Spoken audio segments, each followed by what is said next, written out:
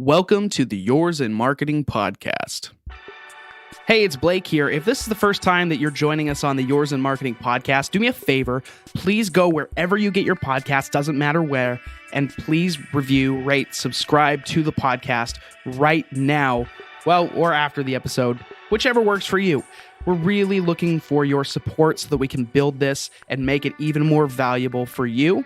So please rate, review, and subscribe the Yours in Marketing podcast. I thank you from the bottom of my heart. On the show today, I had the absolute pleasure of speaking with Sujan Patel, who's also based here in Austin, Texas. He is the co-founder of Web Profits, Mailshake, and I think 7 other companies. So he's got a lot going on, but he made time in his busy schedule for this podcast, and we're very thankful. For those of you who don't know, Sujan is the cousin of Neil Patel, and he has 13 years of internet marketing experience. He's led the digital marketing strategy for companies like Salesforce, Mint, Intuit, and other Fortune 500, so he really knows what he's talking about. But here's what's most important. Here's what you're going to learn from him in this episode. First and foremost, you're going to learn how to run 9 different companies at once. You'll also learn the simple formula that makes a great cold email. We talk a lot about SEO as well. And finally, the most important thing in my opinion, we dive deep into why Sujan tried to change his name to Batman. All right, without any further ado, let's get right into the interview. Cool. All right, well, we're live and we're here with Sujan Patel, who is also here in Austin, Texas with me, but we weren't able to make it work for the in-person this time around. Maybe next time. But how are you doing today? Great. Yeah, thanks for having me. Yeah, so let's start right there. Since we're both in Austin now, I just moved here only a month ago. So how long ago did you move here? I've been here for about 4 years now. And what prompted that move? Yeah, just for the heck of it. We really didn't have a real reason. That's fantastic. I mean, there are a lot of people. You were from California before this, right? So yeah, I'm from Southern California. And then lived in the Bay Area for a bit. But yeah, like kind of all parts of California there. And I call Austin like New California. The Austin residents don't like it. The Austin natives don't like it. Yeah, they hate it, don't they? Because everybody from California is moving here for the cheaper housing. Yeah. Yeah. So, I'm kind of in the same boat, but I'm much newer to this than you are, for sure. So if you have any tips for me, please let me know. Will do. Yeah. Well, let's dive into it because you've been in online marketing for well over a decade now. So I'm sure you've seen your fair share of stuff over the years. I want to ask you, back in the day, what was your favorite black hat SEO tactic to use? Dude, I've been doing this stuff since white copy and white text on white background worked. So meta description stuffing, meta keywords was actually something, right? Yeah. So, and those are all black hat stuff. I mean, buying links, buying like whole sites and redirecting them. I've done all sorts of like SEO stuff, showing browsers one thing and users, or showing bots one thing and users another, stuff like that. Now, that was kind of acceptable, Sure. around that time. Now, for sure. At some point, the line of what's okay kind of kept moving. So I've never actually done any like crazy black hat stuff.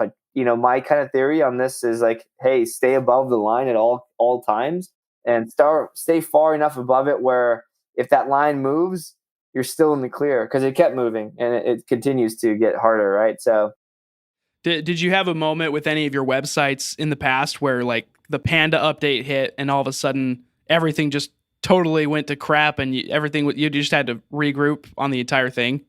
No, not with any of our sites. Panda update was really good. I ran an SEO agency at the time it came out, so it was really good for us in terms of new business. A lot of people needed help, and it was good, and also like a challenge for the team of like, how the hell do you fix this? Like, yeah, there wasn't a lot of stuff going on, and I think now, there's still a lot more to SEO than meets the eye, but it's not just technical elements that are the factor, right? I think there's a little bit more marketing. Like it's just kind of getting all encompassing everything, all things marketing. Yeah. Well, you classify yourself a little bit as a data-driven marketer. So looking at SEO as it relates to being a data-driven marketer, what are the habits that separate a data-driven marketer from the rest? What behaviors can the average marketer learn to become more data-driven? Yeah, Yeah, it's a good question. I think the big difference here is like when you're data driven, you're looking at metrics that indicate some form of impact and friction point. So what I mean by impact is like a lot of marketers like I'm doing SEO. I'm going to think about like I'm going to do the best damn job at SEO possible. But what if there's no search volume for the product or company you're marketing, or there's not enough, and or there's more ROI if you focus on something else or another channel or engaging the customer in a different way, what have you. So when I look at data, I look at like what are the friction points of a customer's journey, like with an experience with a company product, and then also what are the greatest impact items I could personally work on or my team marketing people can work on, and not just limiting it to a specific channel or because hey, this is the thing I'm supposed to do. This is my job description, and it's really asking tough questions. It's looking under many different rocks, and again, having access not to just like Google Analytics, but like if you're running a software company, it's like the churn metrics. It's looking at qualitative stuff, talking to customers, identifying things. Maybe there's again like an activation problem. Maybe there's again different problems based off of kind of where you look. So I think it's like you use data to try to find marketing opportunities and also use data to prioritize the things you work on so that you're working on things that have the greatest impact.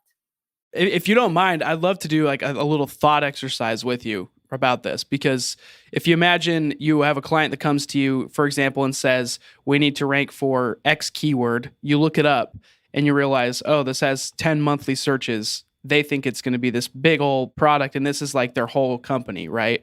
What do you recommend to them at that point if that specific keyword is the service that they need to focus on, but there's just no data to back that up? At what point, what do you do there? I think the first and foremost thing is you let them know that this is the case, right? Like, hey, there's there's not proof or there's not enough information here that lets you like going after this keyword is not a good idea. You got to tell them no. I think half my job in terms of client management was telling people, smart people, that their idea is dumb. A thing that they want to do is not the right thing to do. And it's not this case that like people are dumb. It's that they need like most people aren't specializing in digital marketing, right? So they just need to be kind of updated to what actually can move the needle or what actually should be focused on. And I think like before any type of engagement we take on or any of that stuff, I always try to focus on what are the things that would move the needle. Is saying no to people, is that something that comes natural to you? Is that's easy for you to do? No, I'm a people pleaser in the sense like I like to it's really like emotionally challenging or like kind of frustrating to like have this quarrel or having to to raise conflict. I like to naturally I try to avoid it. But yeah, so it definitely doesn't come easy. I think that's something that most people are probably pretty bad at. So how did you improve yourself in that area? Did it just take millions of different instances of having to say no, or was there anything you did mentally that helped you to improve on that habit? Yeah, I think the way maybe I improved on the habit is like I did it a bunch of times. Like I just said no a bunch of times, and I just like kind of got people's reaction. I'm like, that didn't go well. That guy got pissed off, and we didn't end up getting the result we need.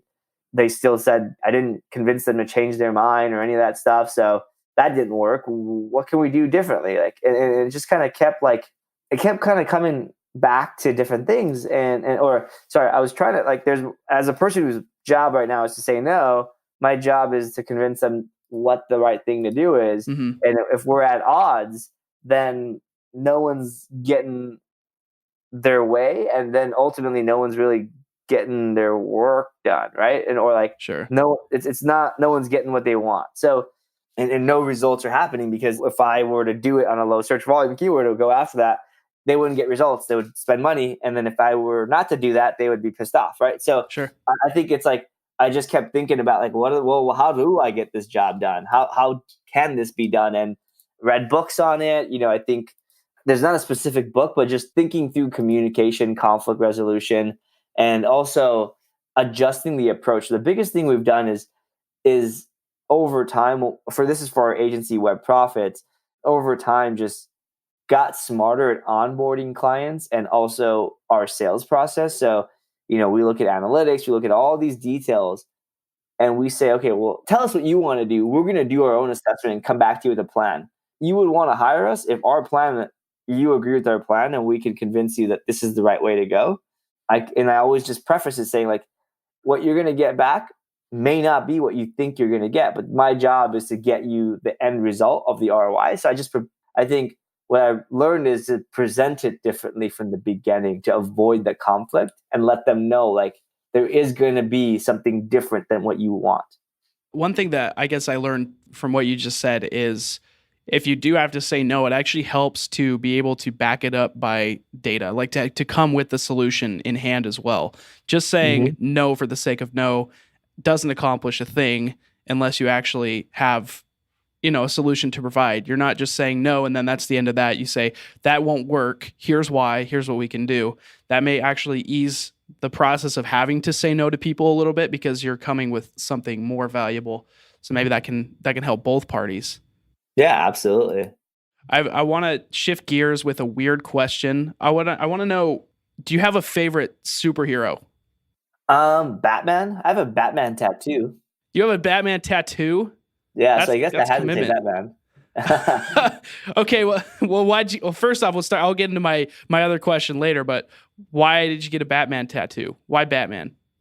He has no superpowers. I mean, except for being rich as hell. And I've always liked Batman growing up. One time I tried to change my name to Batman just to mess with people. And that I didn't end up like the California, whatever the name change jurisdiction is, they denied me because I didn't have a good enough reason. I wrote a whole paper on a whole letter to I forgot the name. This was maybe 2012, 2013. I forgot the details, but I wrote a whole letter, a spiel on why I want to change my name to Batman. That's what you have to do to change your name.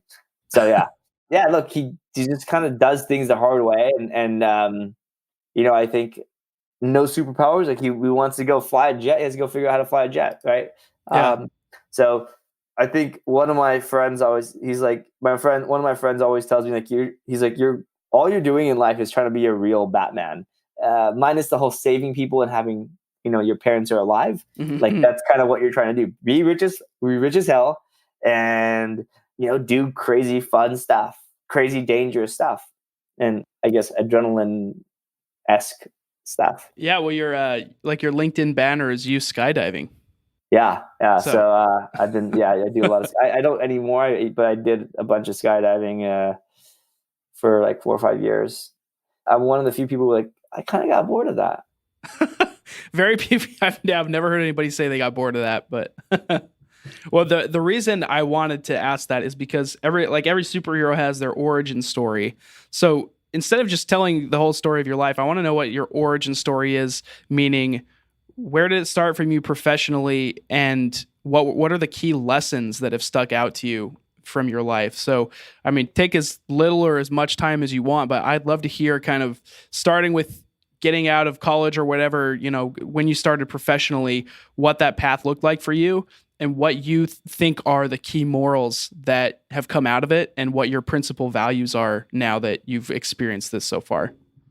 Yeah. So origin story, let's see. I think, my mom's an entrepreneur. My dad was in tech. So kind of merged the two of tech entrepreneur, I guess. Mm-hmm. Grew up with the internet at kind of in my teens, grew up working on computers and whatnot. So that was kind of my background.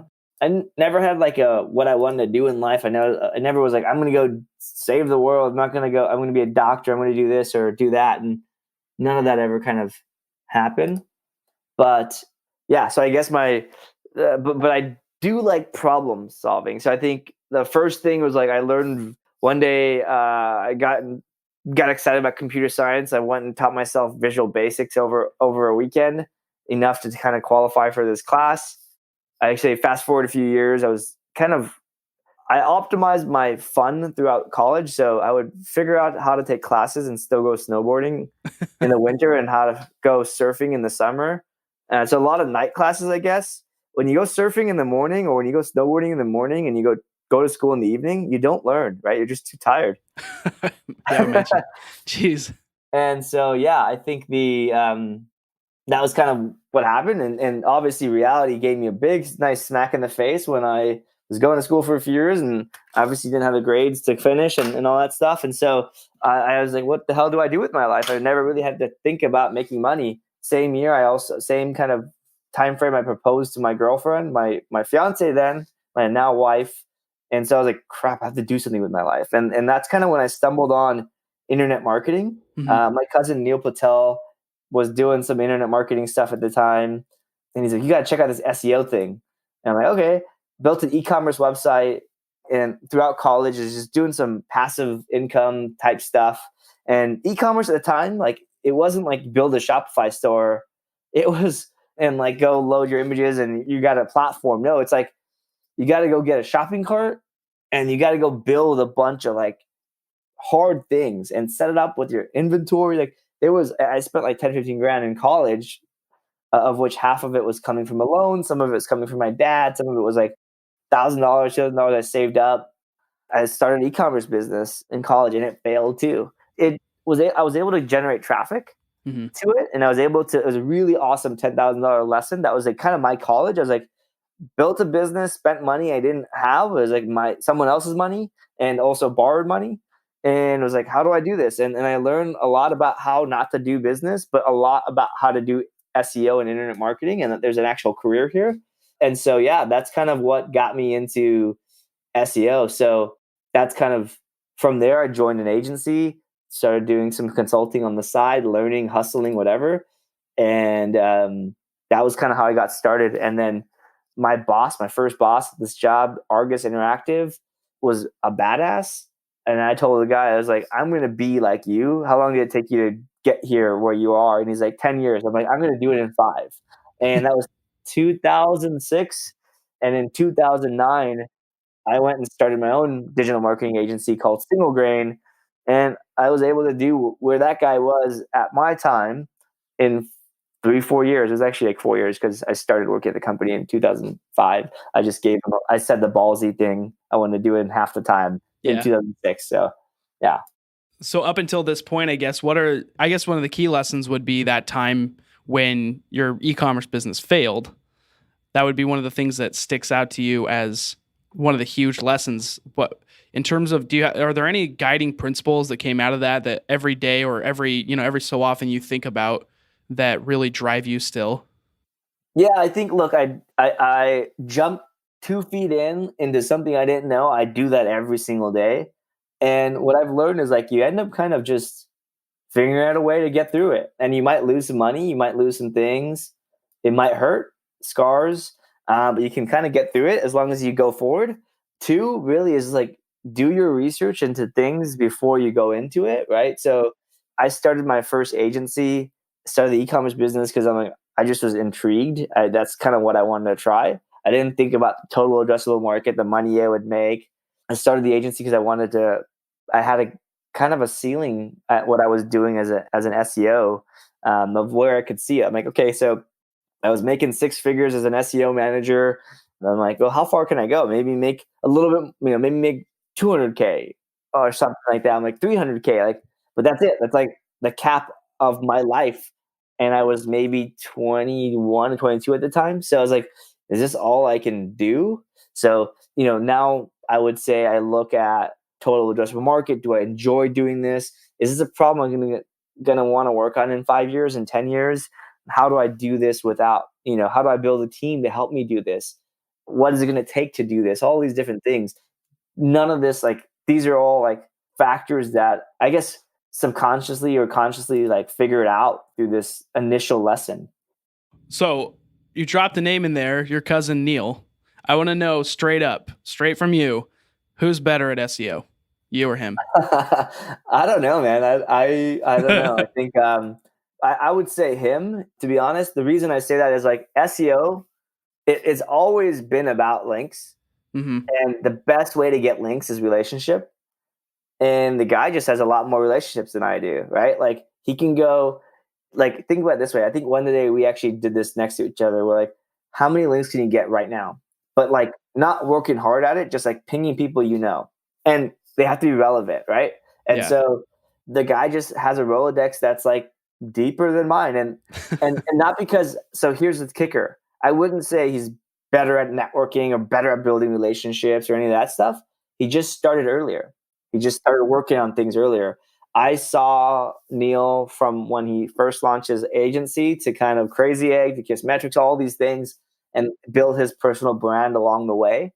And search volume for his name is bigger than a lot of keywords you can go after, right? Like Definitely. If I just rank for Neil Patel, I can squat and get some business out of it, right? Yeah. I have half key phrase going for me, right? So say well, have you ever thought about like starting an agency called neilpatelscousin.com? I feel like the branding there is pretty bad. Yeah, it's not great. Other than Neil, then who else do you follow in the marketing sphere? Who's the brightest marketing mind out there that you follow that you really get a lot of value from? Look, I don't really follow many people specifically. I just read a ton, right? Like I go on Growth Hackers. I look at the newsletter every week. I subscribe to like Founders Grid. I subscribe to Keith and Shaw's newsletter, really awesome newsletter on product. I read all the VC, like OpenView has a good newsletter. And I just follow all the links, and like I just keep finding and digging until I kind of learned a lot more about something. So I just keep following the links, like, and references, right? And so that's how I find my information. I think some of the folks you've had on your podcast, like Tim Solio, I think you've had Max Ashler on there, and other folks. Like those are folks I would say are like really inspiring leaders and thought leaders. I read a lot of their stuff. I talk to them a lot in terms of just like, hey, I want to figure out this problem. How do I solve it? Right. So instead of trying to like, I kind of learn smarter. It's like I go and find, let's say I'm trying to go find a new problem I know nothing about. What I will do is I'll go figure out, the first thing is who knows something about that problem. And I'll just make a list. And sometimes it's the influencers, but it's the experts, but I think it's the experienced folks. And I will go and figure out all the base knowledge. So I'll find all the content I can read on it. Like maybe there's blog posts on it. Maybe there's like an ebook. Maybe there's books on it. Most of the time books aren't the like latest knowledge. So don't start with that. I usually use that for more fundamentals. And then I'll kind of learn enough to ask smart questions to the people that are really smart in the space. And I'll go and just ping them on email, or I'll hunt them down. I'll pay for their time and just say, hey, can I pick your brain for 1 hour? I'll pay you $300 or $500. Like 1 hour of your time. I'll ask intelligent questions. Here's the problem I'm trying to solve. I've done my research. I'm stuck. And generally, I'll tell you that I don't need the whole hour. It's usually 2 or 3 questions. People don't charge me, and not because I have a brand name, personal brand, or anything like that. Generally, people who write about marketing are passionate. Mm-hmm. And most of the time, when I think about distilling my whole 1 hour conversation into a few questions that I would send first in an email, I solve my own damn problems. Yep. So it forces me to condense the problem into the shortest possible way, right? I forgot who said this, but like somebody said, a brilliant man or woman said, like, you can't explain what you do or like your problem in a sentence or two, you don't know it well enough, right? And I think it comes down to like just that exact thing. So yeah, I think a lot of times it's just being smart about how to find stuff out and research and dig in. That's a good tip. I've never actually heard about like just offering to pay somebody for their time. I mean, that seems so simple, but usually people are just reaching out on LinkedIn and saying, hey, I want your opinion on this. But to actually offer them something for their time, even though most of them probably won't even take it, that's an interesting tip. Yeah, it's pretty easy, right? Like you kind of, I think a lot of people do that, but here the problem is people ask stupid questions, right? Like, yeah, for sure. Like you would ask, like, your gut instinct is like, if you don't know anything about anything, you ping the guys who know stuff and you say like, well, how do I do SEO? And it's like, wait, how do I do SEO? There must be some books on this, right? There must be like, there must be stuff I can find out by myself. And so, my rule is like, don't ask things you can Google. Like if you can Google it, like don't ask it. Now, like you could Google, like let's say you have a stomach problem, you have stomach ache. You can Google stomach ache, but then there's like false information or like, it's too vague of information. So then you do need to see a specialist. in this case, it'd be a doctor, right? And then they would tell you what to do, right? And that would correct your course of actions. I think at that point, it's okay to go ask something, but like you kind of have to do some base research. That leads me to my next question then. So how do you do SEO? I don't know. I noticed you've worked with some pretty big brands. So you've worked like Salesforce and just like these huge companies. I want to know if there was one in particular that actually intimidated you to work with. Not really. I think the brands are big, but there's still people behind them, right? Like there's still, I would say there's people who I was intimidated by who are, or maybe like hard to work with. But yeah, I don't think it was anything specific to a brand. So I guess I understand that. It's just like when you're working with a Salesforce, most people won't get to that point where they're actually able to do that. So how is that different from working with a client that, most people might have, like a small business or a mid-sized client versus working with Salesforce? How does that look different? I would say for the most part, it's not different. I think the reason is that, like, okay, let's say they're Salesforce. They've got a big brand. They got a big team, blah, blah, blah, right? Like they have all these things. Well, their problems are also much, much harder that they're trying to solve, right? They're not trying to go after some of the easier stuff. Like the things that would be hard for a small business, the equivalent would be hard for Salesforce, right? So everyone's trying to keep going up and to the right? The problem is more difficult, but then they have more resources and a team to do it, right? I think what people mistake of large companies or big brands is that they've got some magic superpower or like thing that got them there. And sometimes that's true in the sense that like Nike, right? They've just been at it for a long time. They've got brand equity, right? And that makes it easier. It opens doors. But Nike's problem versus Under Armour's problem is very different, right? So yeah, I guess like it's not really different at the end of the day. In addition to working with all these brands, you've also built your own companies. So correct me if I'm wrong. If you're still not working with any of these, let me know. But you're working on Ramp Ventures, Mailshake, Web Profits, Norbert, and Pick. Is there anything else I'm missing? Oh man, I have 9 companies, so yeah, you're probably missing a few. But I'm missing like 4 then, yeah.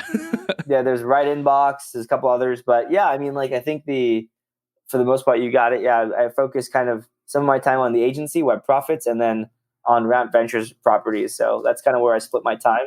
And everyone and their mom has told me to focus, but I always tell my kind of response is, you don't even know my goal. How do you know I'm not focused on my goal? Like, so it's been fun. I truly enjoy what I do. And, I would say I would do this for no money as well, just because it's a fun challenge.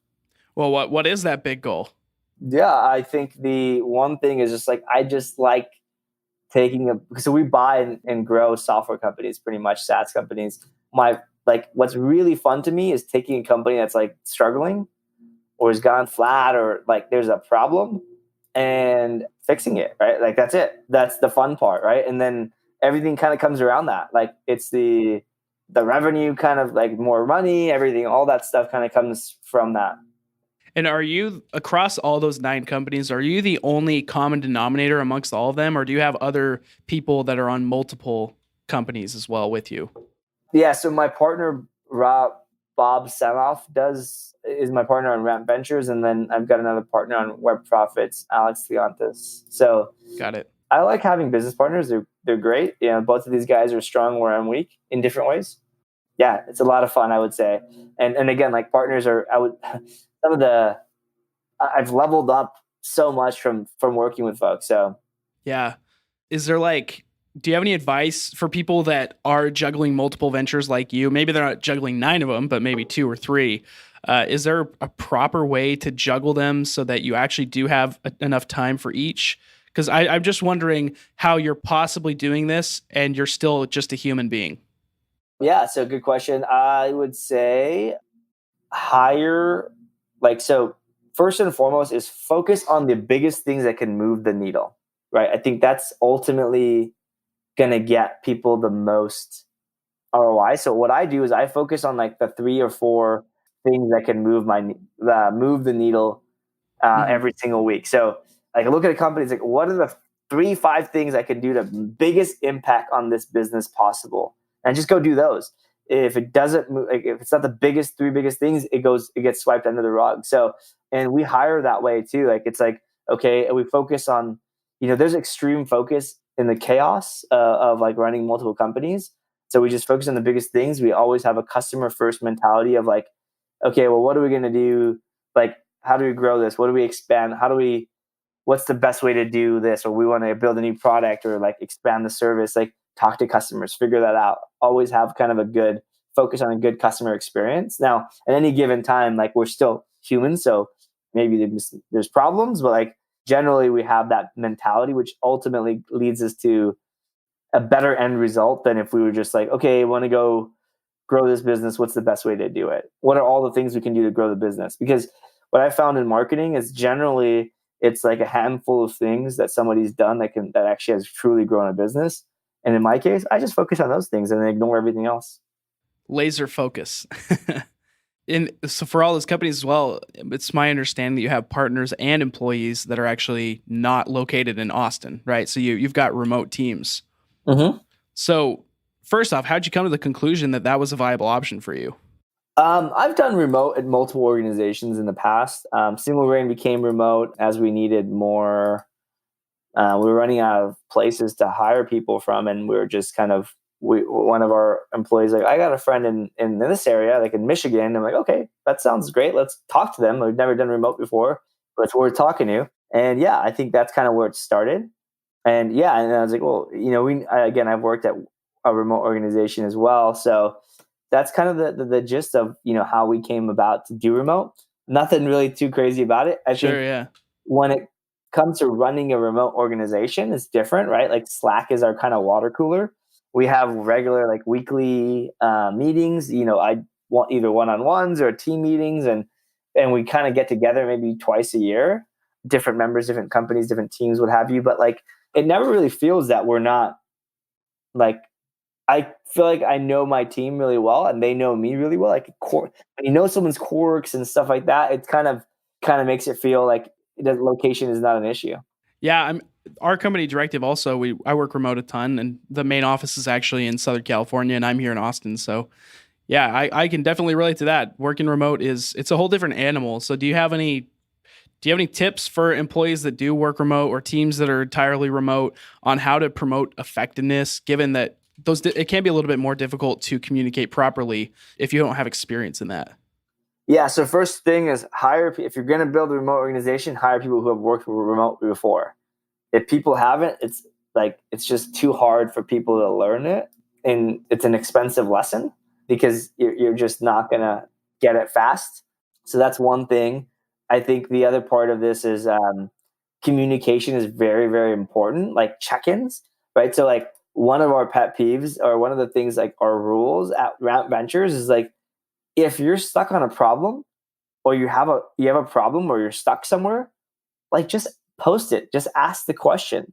Like there's no such thing as like being the dummy who doesn't know how to solve a problem. Like the reason being is like you can go down a rabbit hole and oversolve a problem really, really easily, or like go down again a rabbit hole of like just not productive. So.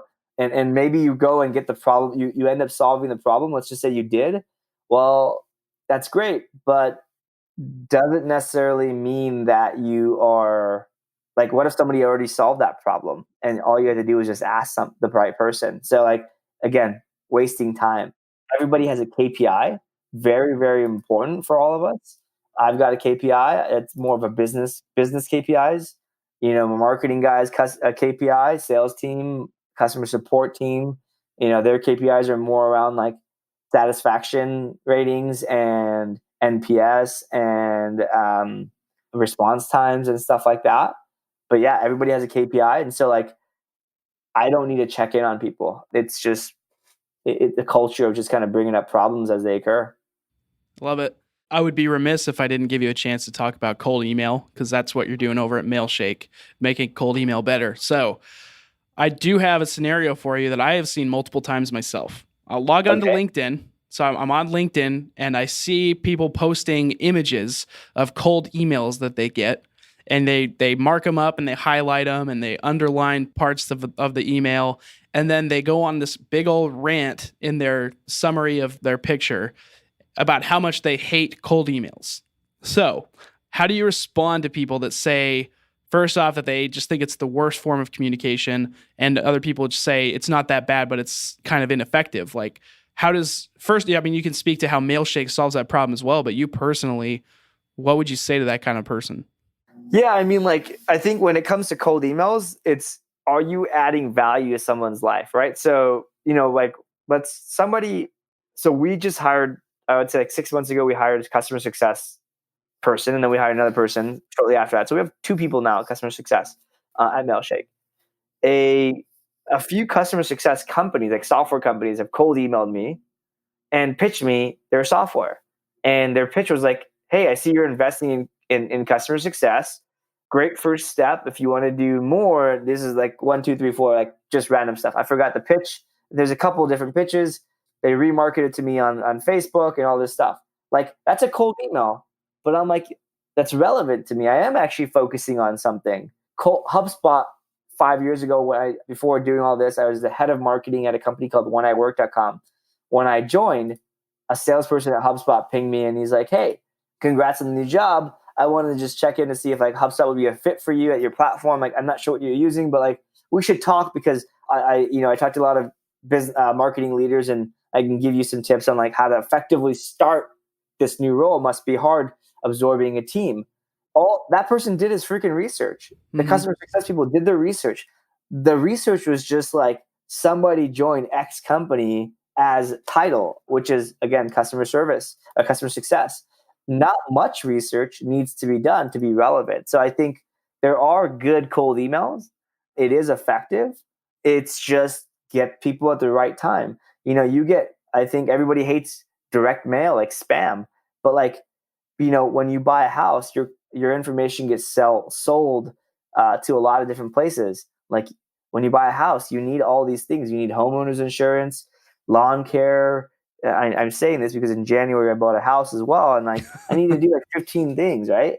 Yeah, I'm like, crap, there's a lot of stuff. If somebody cold emailed me or sold me on like a pest control company, I would have listened to them because it's relevant to me, right? So I think it's really about being relevant, being smart, and doing your research on like what is relevant, and then adding value. Like the HubSpot guy, you'll never forget. Like, the guy literally sat with me on the phone, or chat with me on the phone about like challenges marketing leaders have faced. And I'm like, oh wow, like now all of a sudden he's not cold emailing me, he's telling me something I don't know. And he connected with me another person, like a VP of marketing, who joined an organization, because at that company I took on managing 8-person team. And so yeah, it was just like I've managed multiple people, but like most of the time folks are hired. So it was a different challenge. And so the HubSpot guy actually solved my problem. So I think there's effective ways to do it. What I think about cold email in general with people that do that, absolutely, there's a lot of horrible emails. You're right to like flame them on the internet. It's kind of funny. Yeah. I think most cold emails people write are really, really bad.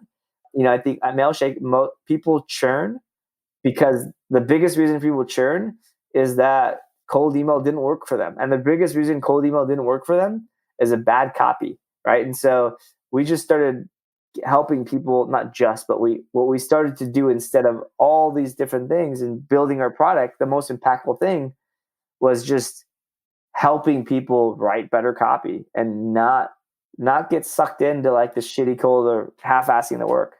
Sure. Well, I obviously every industry is different. Every company could create a different email to a potential customer.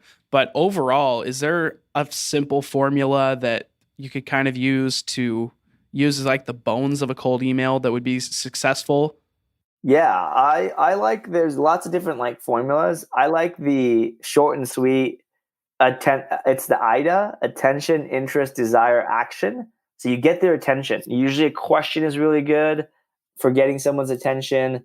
Interest would be, I think then the next thing is you can introduce your, like, what you do, right? Like, so, hey, so, if you're pitching a VP of marketing HubSpot software, it's like, hey, how's your first week on the job, right? Assuming you're pitching them something relevant to their situation. And then you go into the like, hey, have you explored this, that, the other? And then you talk about the desire of like how that whatever HubSpot thing platform can help them with. And then there's the action, right? So I like that format because it's really simple. It also starts with the person that's receiving the email on the front line, and it's value add. So I like to make sure my emails are value add and then really just bake around that. Again, action, keeping the call to action very, very, very simple is important. When I say simple, it doesn't mean like low friction always. It just means that it should be very clear. Like it should be a yes or no. I want to do this. I don't want to do this. Doesn't need to be super complex. Cool. Well, I have some rapid fire questions from you, if you don't mind. Let's do it. I think this will be good. It's gonna be hard though because they're a little bit introspective. They're pretty deep. So, well, hopefully you can come up with a short sentence for these. We can keep this quick. But I'll start off with this one. So, when you think of the word successful, who's the first person that comes to mind? I think Warren Buffett. Warren Buffett. Awesome. What is something you believe that other people might think is insane? I think you're either 100% or 0%. No gray area. No, like you're all in, or you're like you're doing it as much. You're into something as much as you can humanly be possible into something, or you're just not doing it at all. What's a common misconception about you? The focus. Like I lack focus. I actually have extreme focus. I have a goal. I want, about $10 million cash in my pocket, and I'm doing what I can to get there. What's your deepest regret in life this far? No, I think I don't have any regrets. I think try to make sure I live in the moment as well as aim for kind of what I want to get to. So I wouldn't say I have any regrets. All right. This is the last one. This is the most important one. If somebody was to make a movie of your life, what genre would it be, and who would play you in that movie? I don't know who would play me, but it would definitely be a rom-com, and more on the comedy side. I just kind of like it. It's funny. Could you give us like an equivalent of a movie that actually exists that you think would kind of fit the format of your life? No clue, man. I don't know. That's a tough question for on the spot. Cool. All right. Thanks, Sujan, for coming on. I want to give you a chance to talk about what you're working on, what's important to you right now, and what people should go and visit. Yeah. So I'm working on, Ramp Ventures. I think the best thing is check out our site. We buy companies, rampventures.com. I blog a lot on sujanpatel.com, really just sharing everything I learned the hard way, which is really, really gives me a lot of good perspective on stuff. So yeah, I think just check those two sites out, and that's kind of where I can keep you guys posted on like what I'm working on. Perfect. All right. Well, thanks for coming on. We wish you all the best. Thank you. And that's it for today's episode. Again, if you're a first-time listener or you've been at it since the beginning, please go ahead and rate, review, and subscribe if you haven't already. Wherever you get your podcasts, we've got you covered anywhere you want.